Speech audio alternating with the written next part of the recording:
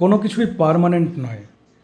না আপনার যদি খুব ভালো সময় চলে সেটা পার্মানেন্ট, না যদি খুব খারাপ সময় চলে সেটা পার্মানেন্ট।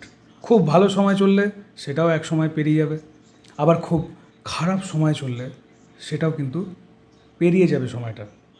সুতরাং যখন খুব ভালো সময় চলবে খুব বেশি অহংকার করবেন না এবং জিনিসকে একদম টেকেন ফর গ্র্যান্টেড এইভাবে নেবেন না। এবং যখন খারাপ সময় চলবে আপনার, অযথা ভেঙে পড়বেন না, তার কারণ ওটাও কিন্তু বেশি দিন স্টে করবে না।